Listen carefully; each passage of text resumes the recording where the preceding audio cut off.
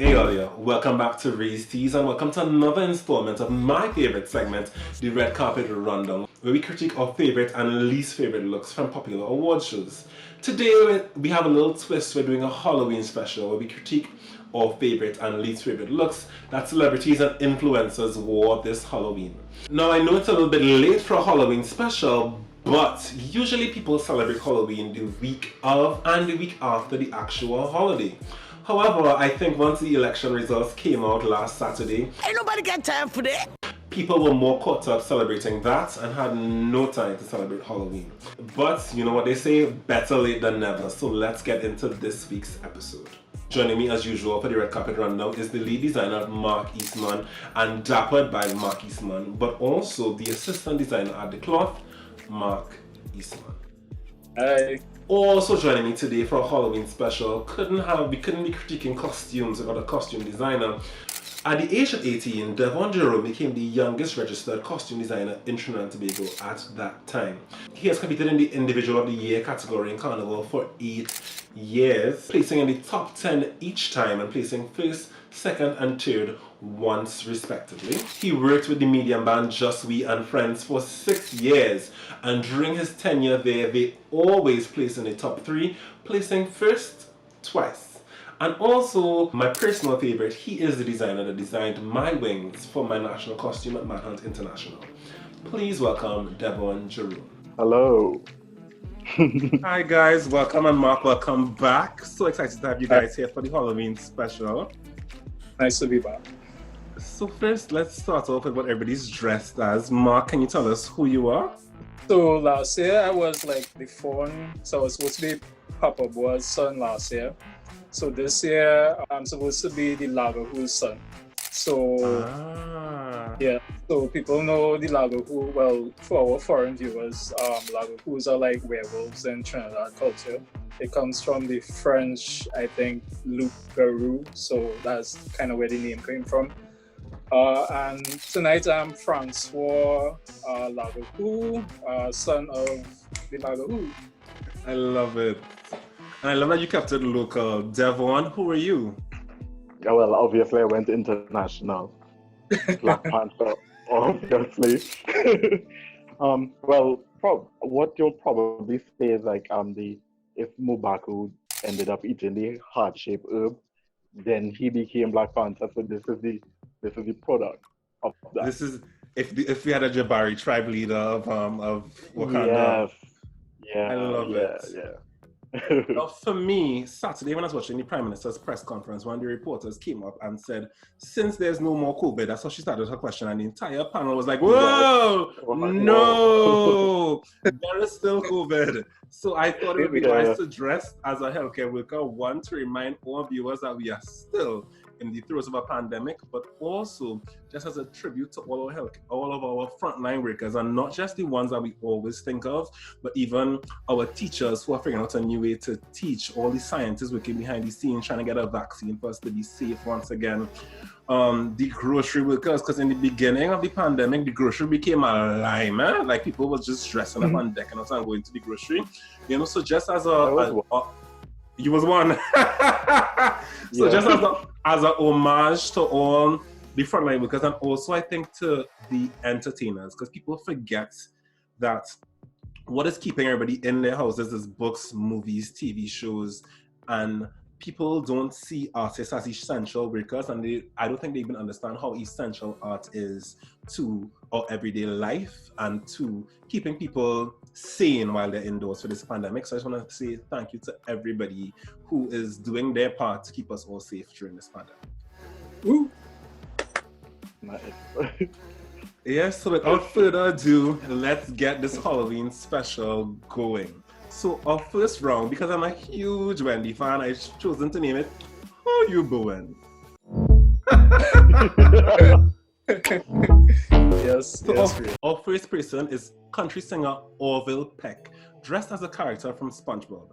Now I have to say, when I first saw it, I knew it was a SpongeBob character because I recognized the bikini bottom background, but I had no idea who the character was. Not the biggest SpongeBob fan, but I love that he went for not expected SpongeBob character. Like he didn't go for SpongeBob or Patrick. I think he did a really, really great job. What did you think, Mark? Right. So I first came across Orville on a YouTube channel. He was doing something with Gucci and related to fashion. And the thing with Orville is he always wears a mask. He's always masked. So that's part of his personality, I guess. So I think it was clever of him to choose that character from the series because the character has the same mask kerchief thing going on. So it fit right in his personality and his persona. So yeah. So Devon, I know you're a huge SpongeBob fan, so I'm sure you knew who the character was when you saw it. Huge. Yeah, of course. This is actually from the movie. Not the episode. Yeah. This is when SpongeBob was on his way to reclaim the king crown because Plankton stole it. So this guy was like on the run trying to stop them from actually reaching to get it. So when I saw it, I was like, yeah, excellent job. Up next, we have Cardi B as Medusa. What did you think of Cardi B's look, Devon? I loved it. It's obviously super edited, but yeah, you have to love it anyway. I mean, I would have expected a little more with the hair. Well, the snakes have hair, but it was good. For me, it was good. You, Mark? I like Greek mythology, so as soon as I saw it, I was like, yes, Cardi B would. Like, the tail, the makeup, the course. I like this spin that she put on it, like that more modern spin. And it's not like a scary Medusa, it's like a sexy Medusa. And what people don't know is like Medusa is actually like a really beautiful I know she was like a nymph or whatever, but the curse put on her was that like any man that sees her will turn to stone. But like in actuality, people think that she's like this ugly monster, but the thing is she was really beautiful. So she's beautiful. Yeah. I think because most people know her from portrayals in TV and cartoons, and in those portrayals, she's often a very grotesque looking character. For me, like Devon, when I saw it, I felt like, is this a costume? Is it CGI? Isn't it kind of like cheating? But like you said, whether or not it was super edited, it really was really sexy. Up next, we have this lovely family dressed as Moana and Maui from the movie Moana. What did you think about them, Mark? I think it was well done. I always like when parents go like the extra mile and get into full costume with their kids. I think it was really cute. And it was a really cool way to do like the full body tattoo, just do like a full body suit with the tattoos instead of having to go through all that spray paint and sticky and then having to wash it off after. So, I mean, I think it was well done. Me too. So I love that it was a parent and child look that we haven't seen before, but also I love that it was an accessible way to do a complicated look. I'm not sure if it was a bodysuit or if it was a top and a bottom, because I've seen sweaters like that on Amazon. They're called tattoo sweaters, but I love that they found an accessible way to do what is essentially a complicated look to accomplish. What do you think about it, Devon? Oh, well, I love it as a Moana fan. I guess I'm a fan of all the cartoons. So I just love it. And they have the sailboats and everything in it. So it just made it, as I said, they went the extra mile to make it something for their daughter. And I love the parent and child aspect of Halloween, like mixing them together. So it was really nice. Oh yeah, so and they had like the little sword too from the movie. I think to watch that movie. It's not a shark. It's not a sword. It's like a giant fish hook. Yeah. I've never seen the movie. Please don't drag me, guys. I promise after we're done recording this, I will watch more. Do that. Up next, we have Chef Alan Guy as Shanae from Martin. What I really loved about this particular costume was that I think with the resurgence of so many black sitcoms on Netflix right now, this costume just felt like so nostalgic to me. I feel like this generation doesn't know about these kind of shows. So I love that he brought back Shanae, who was one of the, like Martin is one of the most bingeable shows ever, and Shanae is a big reason why. I loved it when I saw it, and then like scrolling through the pictures, I was like, who's the other guy? And then I realized it's the guy from Kid and Play. So it's like, this is adding extra into that whole 90s feel of everything that, as I say, we don't know. Well, the new generation don't know right now. So it was really nice to see it, and here to was on. So it was good for me. Yes. What did you think about it, Mark? I liked it. When I first saw the picture, it actually looked like his face was like digitally. I don't know what it is about the lighting or whatever, but it looked like his face was digitally put on the body. Like I wish he had shaved like his beard, or I don't know what. But other than that, like, man to do. Yeah, because it almost looked like his head was like floating on the body. I feel you.